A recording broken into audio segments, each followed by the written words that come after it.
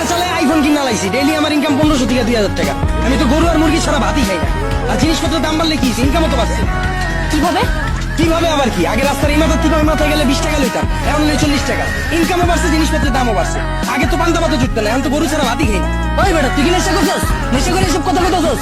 আমি 20,000 টাকা চাকরি কইরা না পারি খাইতে, না পারি ঘর ভাড়া দিতে, জিনিসপত্রের খালি দাম আর দাম। হালার ঘরে হালা, তুমি চাকরি করতে যে কাম করো 7 ঘন্টা, তোমার কি বেতন দিব 2 লাখ?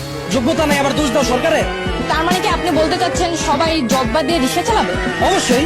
আমি কি কইলাম, আমি তো গরু ছাড়া ভাতই খাই না। আমি সারাদিনে কাম করি 12 ঘন্টা, তো আমি গরু না খাইলে কি ওই গরু খাইবো? ওই বেটা, তুই তো অশিক্ষিত, তুই চাইলে রিক্সা চালাইতে পারবি। আমার ছোট ভাই অনার্স পাস কইরা রাস্তা রাস্তায় ঘুরে চাকরি পায় না, ওই চাইলে কি তোর মতো রিক্সা চালাইতে পারবো? হালার ঘরে হালা, মাস্টার্সের সার্টিফিকেট বাসায় ঝুলাই থুয়েছি, পুরা সে বাসা বানাইছে। আর তুই এইসব বেটা অনার্স প্লেয়ার। আর শিক্ষিত হইছে কি হইছে? রিক্সা চালাই নাকি খারাপ? আর শিক্ষিত হইছে দেখি কি আমি রিক্সা চালাই পারবো না? বাবু মাইনছে কি কইবো? ওই বেটা, তোর কি মাইনছে বাদ দিয়া যায়? আর হালার ঘরে হালা, তোর 2 দিন পর নাটক করো, সার্টিফিকেট পুরো এলাস। অনার্স মাস্টার্স পাস করছো চাল্টিবাল্টি করে, চাকরি পাবি করতে।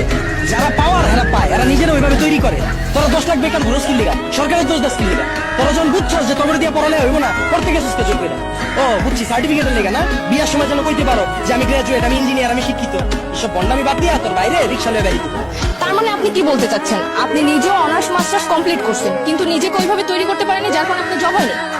হ্যাঁ অবশ্যই, মিথ্যা কথা কমুকে। আমি নিজের ওইভাবে তৈরি করিনি, আমি জবও পাইনি, আমি রিক্সা চালানো শুরু করছি।